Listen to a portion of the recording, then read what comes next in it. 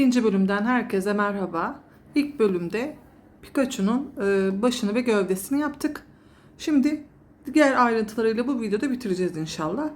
Öncelikle kulaklarıyla başlayalım ikinci bölümde. Size ben videonun başında bahsetmiştim. İpinizi iki kat, yani şu kalınlıkta bir ip, gene göstereyim, bakın ince bir ip değil. Yani şu kalınlıkta bir iple iki kat öreceğim. Siyah kadife ipiniz yoksa bu şekilde de yapabilirsiniz. Yine ölçüler aynı. Şimdi sihirli halka yapıyorum. Siyah ipimle tığımı geçirdim içerisine. Parmağıma doladığım ipi de dairenin içerisine çektim. 6 adet sık iğne ile dolduracağım. Şimdi videomuzu ayarlayalım. 6 tane sık iğne yapıyorum. Yine tığım 5 numara. 2 3 4 5 ve 6. Küçük ipimi çektim. İlk başlangıca batarak birinci sıramı oluşturuyorum. Kadife ip çok az kullanacağınız için ben bu yöntemi söyledim. Hani küçük bir alanda kullanacaksınız. Ama hani eğer kadife iple ben burayı yapacağım derseniz ölçü gene aynı. Şimdi ben bir işaret ipi temin edeyim. Evet, işaret ipimizi koyuyoruz. İkinci sıramıza geçiyoruz. Kulaklarını yapıyorduk. Her sık iğneye, bu 6 tane yapmış olduğum her bir sık iğneyi çift batıyorum. Siyah olduğu için biraz gözükmeyebilir ama sayılarla gidin. Yine 6 sık iğnenin her birine çift batarak 12 sayısını elde edeceğim. 6 sık iğneye çift batıyorum. Ben aydınlatmaya çalışacağım ama dediğim gibi ip biraz siyah. Benim verdiğim doğrultuda sayılarla giderseniz zaten olacak. Hepsine çift battık. Ve 12 sayısını elde ettik. 1, 2, 3, 4. Bir tane daha. Sonda biraz sıkılaştırdığımız için ipi en sonda biraz zorlanabilirsiniz. Şöyle sert batın. Evet, şimdi 3. sıramıza geçeceğiz. 3 ve 4. sırada hiçbir eksiltme artırma yok. 12 tane sık iğnemi yapıyorum. 3. ve 4. sıralarda hiçbir eksiltme arttırma yok.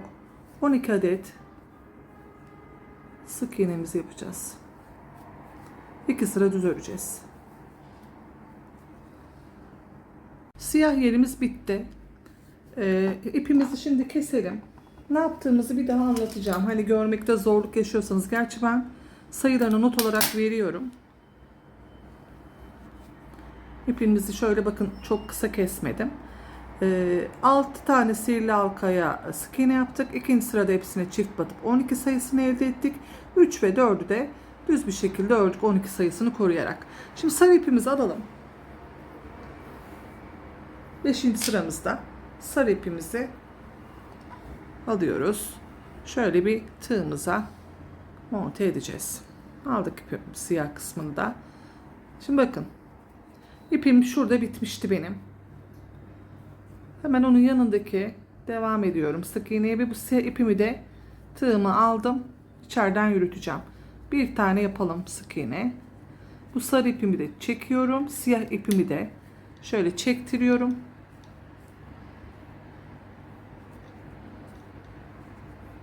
Yine 12 tane sık iğne yapıyorum. Siyah ve sarı kadife ipi de içeride yürüterek onları şöyle iyice çekileştirin ki sıkı olsun. 12 tane sık iğneyi örüyorum. Şimdi burada sıra sonuna kadar gidelim. Çünkü orada renk geçişi olacak ya. Bir işlem yok aslında ama yine beraber örelim. Bir görün. 1, 2, 3, 4, 5, 6, 7, 8, 9, 10, 11, 12 tane yaptık. Burası 4. sıramız mıydı? Yok, pardon, 5. sıramız. Hemen işaret ipimizi aldık. Bakın araya koyduk. Direkt siyah ipi kesmeden de yapabilirdik ama bu şekilde çalıştım ben bunu. Öyle de yapabilirsiniz. Şimdi 6, 7. sıramda dahil, yani 2 sıra daha 12 sık iğne öreceğim. Bakın işaretimizi koyar koymaz hemen devam ediyoruz sık iğneden. Şöyle iyice sıkılaştırın burayı. 1, 2, böyle 12 tane sık iğnemi yapıyorum. Ne oldu şimdi? Burası 6. sıramdı. 7. sıramda 12 sık iğne olacak. Bir sıra daha öreceğiz düz. Daha sonra 8. sıramıza geçeceğiz. 3 sıra örmüş olduk sarı rengimizi. Yani 5, 6 ve 7. sıralarımız 12 tane sık iğne şeklinde devam ettik. Şimdi 8. sıramıza geçiyoruz. Artık burada bir eksiltmemiz var. 4 sık iğne ile başlıyorum. 1, 2, 3, 4 sık iğne, bir eksiltme yapıyorum. Tekrar 4 sık iğne, 1, 2,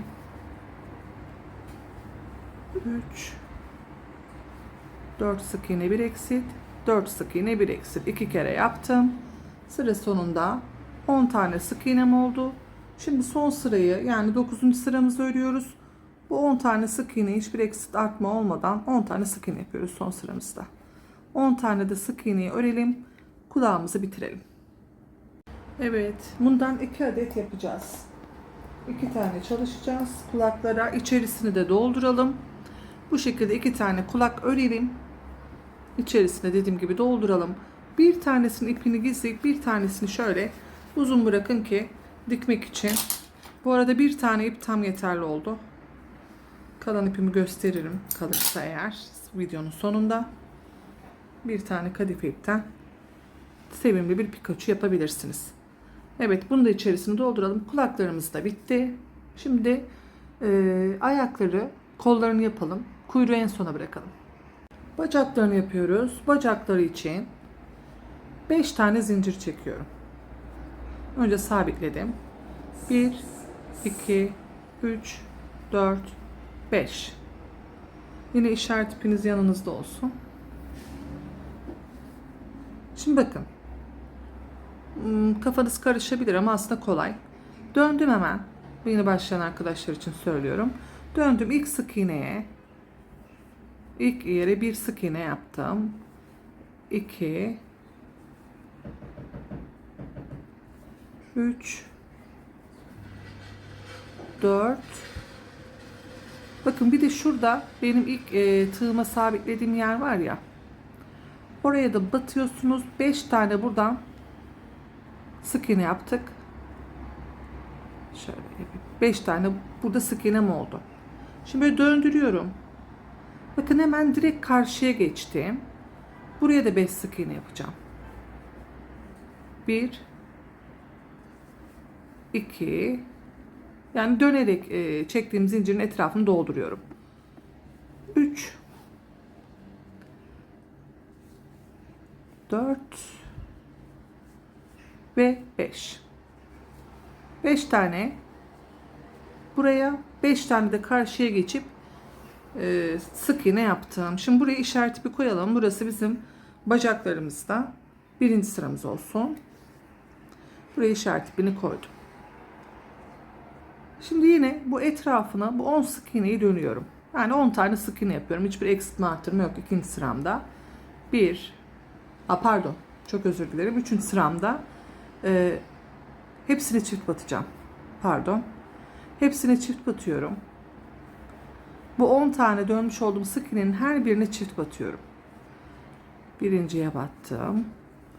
İkinciye çift battım. Bu şekilde 10 tane sık iğnemin hepsine çift batarak 20 adet sık iğne sayısı elde edeceğim.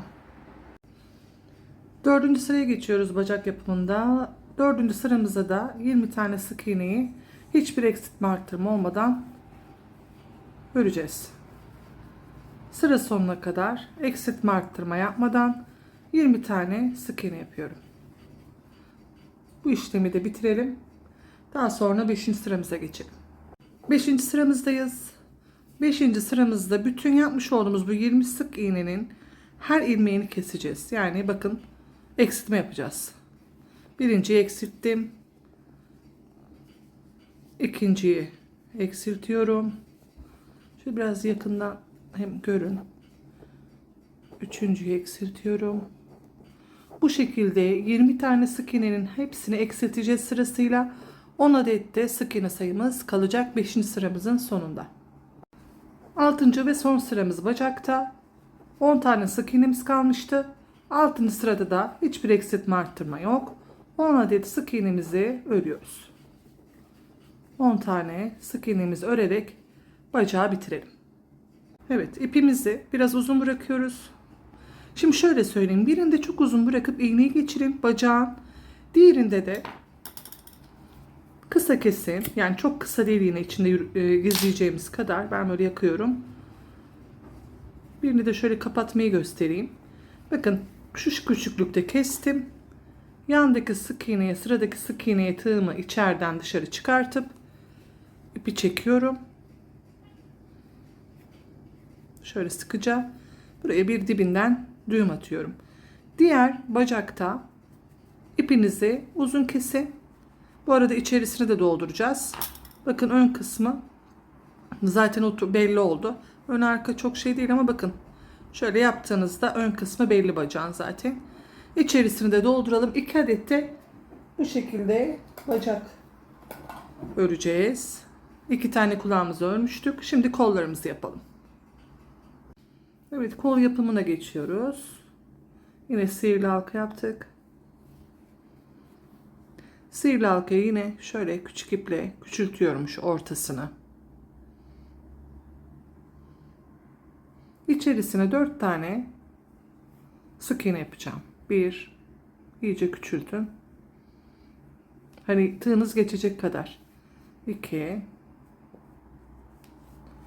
3 ve 4. Çektim iyice küçük ipi.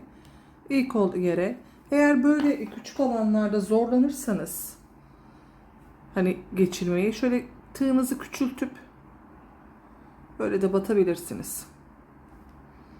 Kaydırmayla birinci sıramı oluşturdum. Tığımı değiştiriyorum. Bazı yerlerde sıkıntı olabiliyor çünkü o kapatma yerlerinde, küçük alanlarda. O zaman tığınızı küçültüp oraya geçirebilirsiniz. Şimdi 4 tane sık iğnenin her birine ikinci sırada çift batıyorum. Ve 8 tane sık iğne elde edeceğim ikinci sıranın sonunda. Her birine çift batıyorum. Şöyle elimle de dışarı doğru açtırıyorum. Küçük parça olduğu için kıvrılabiliyor.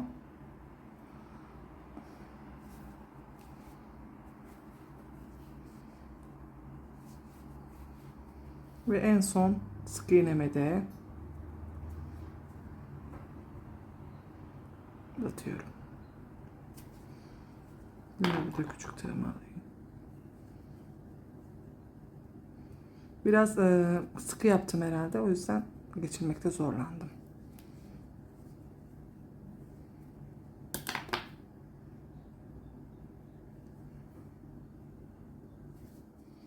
Hepsine çift battım. Şimdi kollarda 3. sıradayım. Hemen yandaki sık iğneye batıyorum.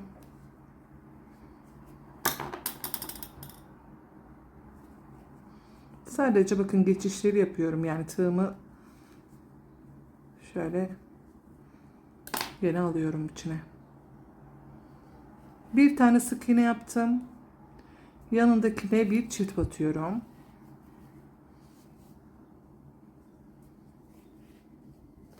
Yine bir sık iğne. Yanındakine çift batıyorum. Bu şekilde sıra sonuna kadar gideceğiz. Bir sık iğne, bir çift.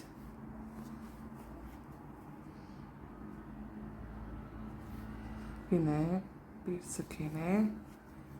4 kere bu işlemi tekrarladık ve 12 adet sık iğnemiz oldu 3. sıranın sonunda. 4. sıramıza geçiyoruz. 4. sıramızda hiçbir eksiltme, arttırma yok. 12 tane sık iğneyi örelim. 12 tane sık iğne yapıyoruz. 5. sıramızdayız. 5. sıramızda bir sık iğne ile başlıyorum. Yanına bir eksiltme. Tekrar bir sık iğne. bir eksiltme. 4 kere bu işlemi tekrarlayalım. Bir sık iğne bir eksilt, bir sık iğne bir eksilt şeklinde sıra sonuna kadar. 5. sıramızın sonunda 8 adet sık iğne sayımız kalacak.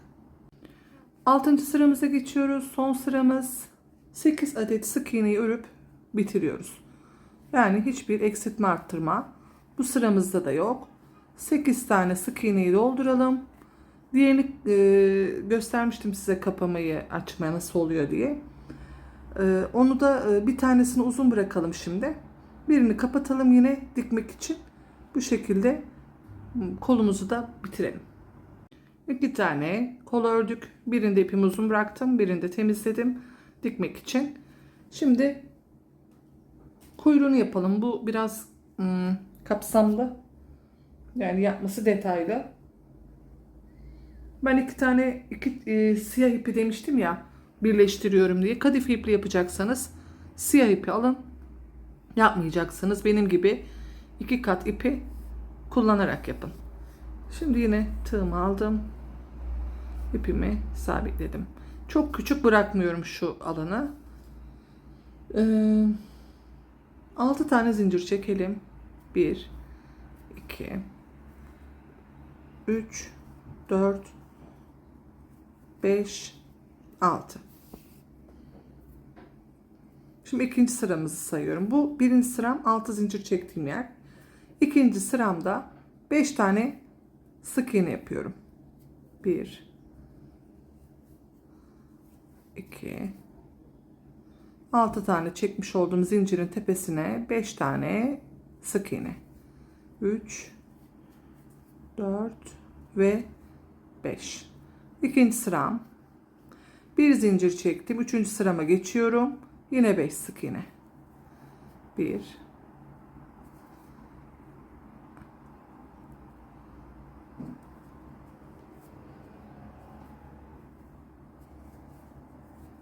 2 3 hep sayarak gidin. 4 ve burada sıranızı asla kaçırmayın. Yani ben şimdi bu üçüncü sıram. Çünkü yamuk olur. 6 zincir çektiğim yer birinci sıraydı. 2 3 sıra yaptım. Bir zincir çektim. Dördüncü sıram yine 5 sık iğne. 1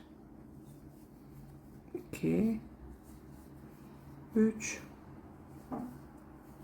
4 5. Şimdi dördüncü sıramı örüyorum. Pardon, kaçıncı sıramız oldu? Bir saniye sayalım. Evet, şimdi üçüncü sıramızı örmüşüz. Dördüncü sıramıza da 5 sık iğne yapıyoruz. 1 2 3 4. Hiç kesmiyorum burada, kafanız karışmasın diye. Hani çünkü bu zikzaklı gidecek bir model olduğu için bir tarafa kaymasın. Dördüncü sıramı ördüm. Şöyle bir daha bakalım. 2 3 4. Şimdi 2 sıra daha öreceğim. 5. sıramda 5 sık iğne. 1 2 3 4 5. Bir zincir çektim, döndüm ve en son 6. sıram. 6. sıramı da 5 sık iğne yapıp siyah yerimi bitireceğim. 3 4 ve 5. 6 sıra 5 tane sık iğneyi birer zincir çekerek döndüm. Şimdi bir zincir çekip ipinizi kesin. Sarı ip alacağız elimize. Artık sarı iple devam edeceğiz. Sarı ipimi tığıma monte ettim. Şimdi nerede kaldıysam, bakın burada kaldım. Oradan başlıyorum. İlk sık iğneye battım. İpimin olduğu tarafta, yani son yerimden başlıyorum. 5 tane yine sık iğne. Bunları sonra içeride dikerken gizlersiniz. Yine burası 7. sıram. Sarı ipin olduğu kısım 7. sıram. 2 3 4 5. Bir zincir çektim, döndüm. 8. sıram. Yine 5 sık iğne. 1 2 3 4 ve 5. Bir zincir çektim, döndüm. Burası 9. sıram. Şimdi burada bir ayrıntı var. 5 tane yine sık iğne yapalım. 1 2 3 4. Bakın 9. sıramda 5 tane sık iğne yaptım. Şimdi 4 tane zincir çekiyorum. 1 2 3 4. Döndüm, döndürdüm. Bu 4 tane çektiğim zincirin üstüne 3 sık iğne yapıyorum. Hemen döndüm. İlk yere battım. 1 2 3 tane sık iğnemi yaptım. 5 tane sık iğnemi de üstüne devam ediyorum. Ne oldu? 5 6 7 8 adet sık iğnem olmuş oldu bu sırada. 1 2 3 4. Sonuncu sık iğnemi de yaptım. Şimdi bakın. Sıralar çok önemli. 3 sıra sarıyla ördük. Yani 5 pardon 7 8 9 sıra. Burasını 10. sıra sayıyorum. Şu zincir çektim, döndüm, 10. sırama döndüm. 10. sıramda 8 tane sık iğne yaptım. Şimdi 11. sırama geçiyorum. Yine 8 sık iğne. 3 4 5 6 7 8. Bir zincir çektim. 12. sıramı öreceğim. 8 sık iğne. Sonra bir zincir çekeceğim. 13. sıramı öreceğim. Sık iğne. Yani toplamda burası 10, 11, 12, 13. 4 sıra olacak şu kısım. Burası 10. sıramdı. 11, 12, 13. Yani 4 sıra şu kısmı şuradan sonra 4 sıra örüyoruz. 1, 2 örmüşüz zaten. Şimdi 12 ve 13. sıramızı da örelim. Bakın bu sıralarınız önemli. Çünkü şeklinizin şu olması gerekiyor. Şöyle göstereyim. O yüzden şu çıkıntıların önemli olması gerekiyor. Yani düzgün olması gerekiyor. Bakın burası 10. sıramızdı ya. Şurası. Şu kısım. 10 11 12 13. sıraya kadar ördüm. Düz olan yere denk gelmedi. Bakın şu çıkıntılı kısma denk geldi 13. sıramın sonu. Şimdi burada ne yapıyoruz? 14. sıramız. Bir zincir çektik. 1 2 3 4 tane sık iğne yaptık. Bir zincir çektik. Döndük. Şimdi kaçıncı sıramız? Bu sıraları ben size sırasıyla vereceğim. Önemli. 15. sıramız. Yine 4 sık iğne. 1 2 3 4 16. sıraya geçeceğim. Ama geçmeden önce şöyle bir gene kontrolümü yapayım. Evet. Geçmeden önce 16. sırama 6 zincir çekeceğim. 1 2 3 4 5 6. Burası yani bu 6 zincir çektiğim 4 sık iğne yaptığım yeri 15. sıra sayın. Şimdi 16. sıraya geçiyorum. 6 zincir yaptığım yere 5 tane sık iğne yapıyorum. 1 2. Bu arada elimi kaydırıyorum sanırım videoda, kusura bakmayın. Yine anlaşılmayan bir yer olursa açıklamalar yorumlar kısmına yazabilirsiniz cevaplarım. 3 4 6 zincirin üstüne 5 sık iğne yaptım. Kalan 4 sık iğnemi de örüyorum. Kaç tane sık iğnem oldu? 9 2 3 4. 6 zincir çektiğim yere 5 sık iğne. Daha sonra 4 tane sık iğnemi de tamamladım. 9 sık iğne oldu 16. sıramda. Şimdi bir zincir çektim. Döndüm. Kaçıncı sıramız? 17. sıramız. Yine 9 sık iğne yapıyorum. 1 2, 3, 4, 5, 6, 7, 8 ve en sona da battım 9. 17. sıramda burası. 16, 17, 18, 19, 20, 21, 22 sıra öreceğiz artık. Yani şu kısım, şurayı yapacağız. Toplamda 7 sıra olacak şu kısım. Şöyle sayalım. Bakın şuradan itibaren, yani buradan başladık zaten. 1, 2, 3, 4, 5, 6, 7 sıra örüp bitireceğiz. 2 parça bu şekilde örelim. Evet. 2 sıra ördük. 2 tane pardon. Bakın görüntü şöyle tekrar göstereyim, bu olacak. Zikzak dönen kısımları. Şimdi eğer şöyle ipleriniz kaldıysa onları yüzünün olacağı tarafa denk geliyorsa içeri alın. Bu ipimi bir tanesini kestim, birini kesmiyorum. Şöyle biraz uzaklaştıralım. Şimdi bunların ikisini denk gelecek şekilde, dediğim gibi yüze gelen kısımlarında ipleriniz varsa kalan onları içeri alın. Temiz olsun. İkisini üst üste eşit gelecek şekilde birleştireceğim. Sık iğnelerle. Önce uçlara, en uçlara batın. Birinin ucuna, birinin de en ucuna batıp düzgün olmasını sağlayalım. Sırasıyla bir bu parçaya, bir diğer parçaya batarak sık iğne yapıyorum.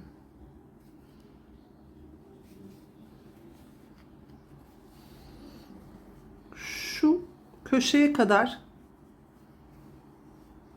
şuraya kadar şöyle birleştirin. Burayı da göstereyim. Şimdi bakın köşeye geldim. Bir buna, bir buna, gene köşeye de aynı şekilde batıyoruz ve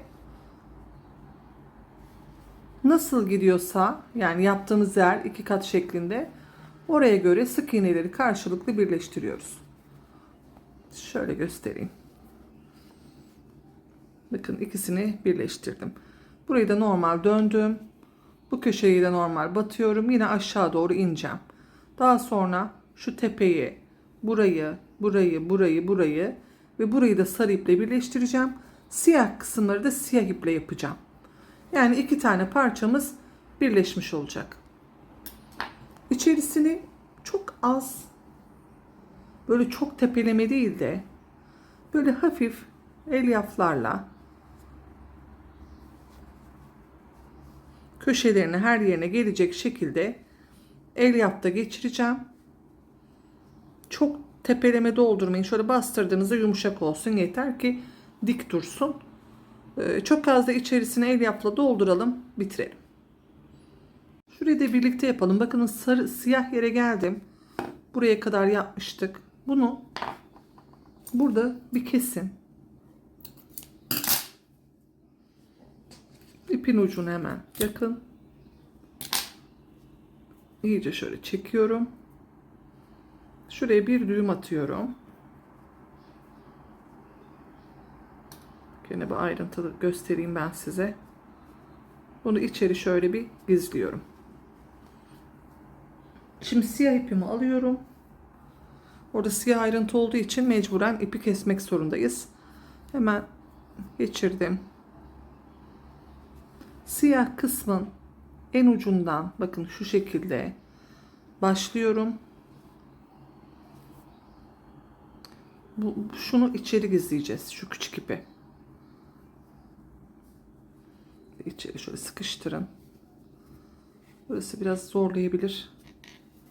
Bakın bunları da aynı anlattığım yöntemle aşağı doğru birleştireceğim. Gene döneceğim köşeyi. Bunları içeri hep gizleyeceğiz. Şu gözüken ipleri içeri gizleyerek bu siyahın etrafından da dönelim. Evet, bakın siyahın döndüm. Güzel iplerimi gizleyerek en sonuna geldim. Siyahın dibindeki noktayla diğer yerin noktasına 2 tane kısmı birleştirip bir sık iğne yaptım. Yine bunu kesin. İçini isterseniz doldurmaya da bilirsiniz. Ama biraz doldurursanız daha tok durur. Şöyle bunu da güzel düğüm yapıyorum. İyice çekin ipinizi. Ve dibinden düğüm yapın. İçeri gizleyerek. Şimdi sarı ipimi alacağım. Peki doldurmayı nasıl yapacağım derseniz. Eğer dolduracaksanız ki bence biraz doldurun. Hemen şöyle bakın siyah kısma doğru. Çok tepelemek olmamak şartıyla. Yani hafif böyle dolduracağım. Hani o baş ve gövdedeki gibi değil de biraz böyle hani yumuşak olacak. Şöyle köşelerine doğru. Hani çok az da değil.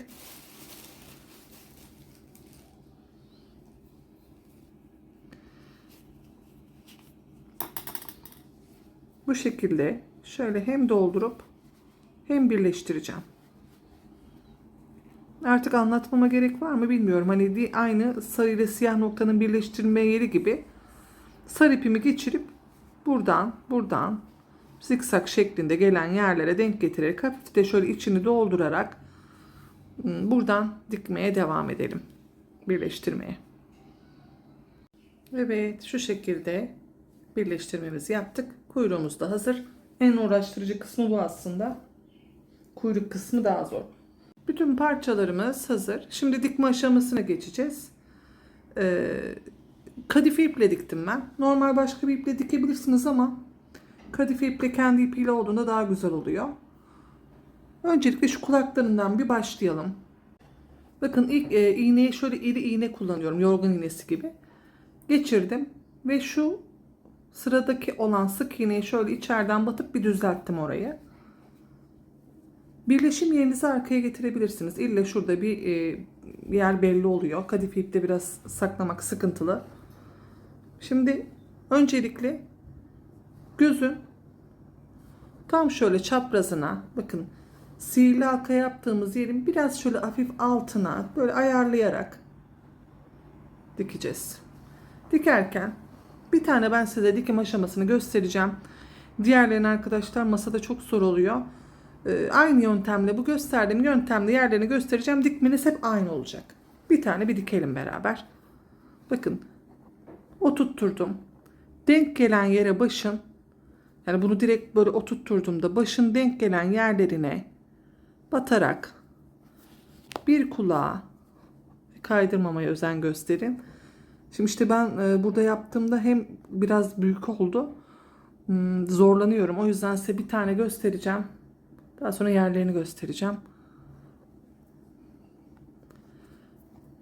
Oturtturduğunuzda başın denk gelen yerlerine böyle sıkarak şu arada şöyle bir bakayım ki kayma olmasın.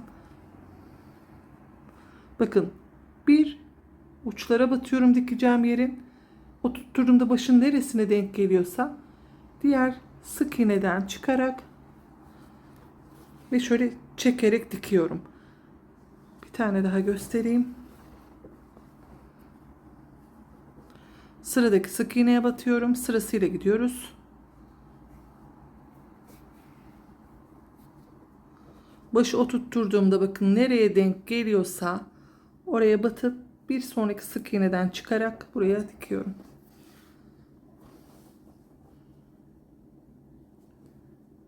Ben şimdi etrafını döneyim bir de gizlemeyi göstereyim. Daha sonra yerlerini oturtturarak siz bu yöntemle dikin. Denk gelen yerlere ve uçlara batarak dikişimizi bu şekilde yapıyoruz. Bakın en son bitirdim dedim ya ipin birisini kesin. Birisini de hani temizleyebilirsiniz diye ama diyelim ipiniz bitti. Yeniden ipi iğnenize geçirip dikebilirsiniz. Bakın eğer şimdi ben ipin birini bırakmıştım. Diğer kulağı da böyle oturtturuyorum aynı denk gelecek şekilde. Nereye denk geliyorsa iğnemi oradan çıkartıp dikmeye devam ediyorum. Ama eğer ipiniz burada bittiyse yeniden iğneye geçirebilirsiniz. Daha sonra nasıl gizleyeceğim onu da anlatayım. Ben bu kulağı bir dikeyim.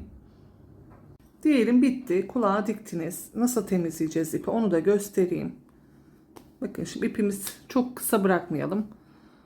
Hemen battım dibine. Bir yandaki sık iğneden çıkarttım. şu daire oluşmuş yerden şuradan geçirdim, tekrar düğümümü attım. Düğümün dibinden ileriden herhangi bir yerden çıkartıp ipimi keseceğim. Yani ipi gizleme işleminizde işiniz bittikten sonra bu şekilde. İpiniz yetmezse gene iğneyi geçirin. Yalnız uçlarını yakın kadife iplerin. Şimdi kulakları şöyle diktik. Evet, kulaklarını diktik bu şekilde. Bakın yerlerini de şöyle iyice göstereyim. Gözlerden 1, 2, 3, 4, 5 sık iğne şu kısmından başlayıp ayarlayarak döndüm. Elimle de şöyle şekil veriyorum. Şimdi ayakları nereye olacak? İçlerini iyice doldurduktan sonra şöyle bakın, ayağın ön kısmı zaten belli. O fark etmez. Zaten arkada kalacak. Ön kısmı arka kısmı çok da fark etmiyor. Şu şekilde bakın. Şöyle düz tutayım. Ayaklar buraya denk gelecek. Şöyle hafif. Çok az ayrık. Bu şekilde dikeceksiniz. Kollarda iki yana. Yavru Pikachu demiştik. İki sağ ve sol olmak üzere de kolları dikelim. Biri de diğer tarafa. Şu şekilde bakın olacak görüntü. Bacaklar şurada kalacak. Arka kısmı gözükecek. Yine etrafından dikeceksiniz. Ben dikeyim, yerlerini size gene sayılarla vereyim. Evet, Pikachu'nuzun bacaklarını, kollarını diktim. Kulaklarını göstermiştim nasıl dikileceğini. Aynı yöntemde kollar, bacaklar ve arka kuyruğu da diktim. Kuyruğu dikerken şu siyah kısmı şöyle etrafından aşağı doğru buraya monteledim. Şuradan da ve buradan birkaç böyle iplikle buraya da diktim. Hatta şu yandan da birkaç tutturdum bakın. Hani daha böyle düzgün dursun, oynamasın diye. Bu yeterli. Burayı monte etmedim. Zaten şu kısma kadar diktiğinizde yeterli oluyor. Bakın hemen boynun, gözün hemen şöyle çaprazından boynun sağına, soluna kolları diktim. Bacakları da ben size sayısını vereyim mi? Boyunun şurası 1, 2, 3, 4, 5, 6, 7, 8. sık iğnenin bitimine monte ettim. Denk gelen yerleri döndürerek diktim. Arada da bir 5 sık iğne falan var. Bu şekilde. Şimdi gelelim şu yanakları. Baştan aslında ben örerek yaptım ama kadife ipte ördüğünüz zaman çok böyle net durmuyor. O yüzden keçeyi şöyle bir keçe yani aldım, kırmızı. Bildiğimiz böyle 1 lirayla ölçü aldım.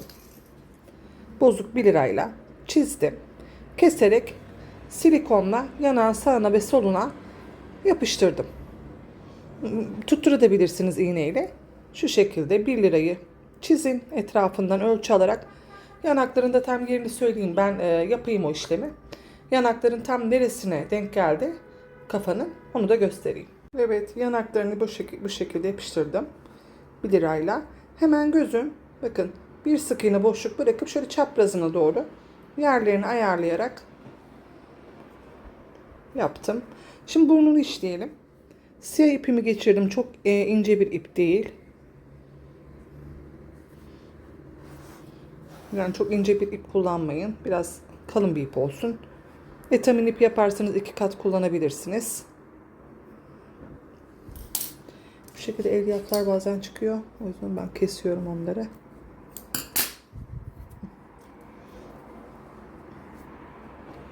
İki tane gözün tam ortasına 2 sık iğneyi ortalıyorum, tam oraya 2 sık iğneyi alarak çizgilerle burun oluşturuyorum. Aslında orijinal burnu bu değil. Bir keçi yardımıyla üçgen bir parça kesip de yapabilirsiniz ama şimdi biz bebek Pikachu dedik. Böyle burnu da sevimli olsun. Böyle birkaç tur.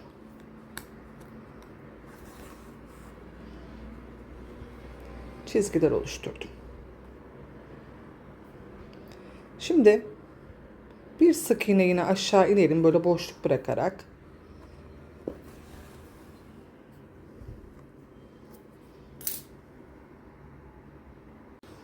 Şimdi yanından çıktık. Bakın bir sık iğne Şöyle biraz hafif çaprazından çıktım. Şimdi burnun tam ortasını buluyorum. Burası. İpimi oraya doğru geçiriyorum. Ama çekmeyeceğim. Herhangi bir yerden çıkın yine. Bakın şimdi göstereceğim. Bu kadar. Yani şu bir sık iğne aşağı inecek kadar bol bıraktım. Şimdi bunun bir sık iğne atlayıp bir yanından çıkıyorum. Çıktığım yerin dibinden gene girdim. İpimin kaybolması için. Şimdi bunu da buraya, şu tam siyahın ortasına batıracağım. Yine herhangi bir yerden çıkın. İpi çekmeyin. Bakın şimdi göstereceğim. Birazcık daha. Tam şu sıraya hizalanacak kadar ne bol ip ne sıkı. Bakın şöyle bir görüntü olacak. Onu da yapmak için yine ipimi aynı yerden,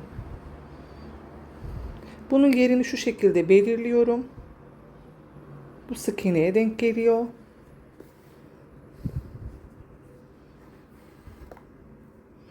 Böyle eğer çekilme olursa hemen gene alın. İpinizi gevşetin. Tam bunun ortasından aşağı indirdim. Biraz daha şöyle hafif çekelim. Çok bol bırakırsanız güzel olmaz. Diğer uca da aynı işlemi yapıyorum. 2 tane yan yana B yapmışsınız gibi düşünün. Ama benim bu gösterdiğim yöntemi uygularsanız daha muntazam olur. Şimdi şunu da alalım. Bunu da aynı şekilde buradan. Şimdi elimde ben onu düzeltmeler yapacağım. Ben de aldım. Bu şekilde elimle de şöyle düzelterek tam bu ortalardan alarak ağzımı oluşturdum. Şöyle hafif de çekerseniz şu siyah yerleri elinize düzenleyerek daha sonra ipimi düğümledim. İsterseniz biraz daha şöyle şuralardan da batabilirsiniz. Şöyle göstereyim.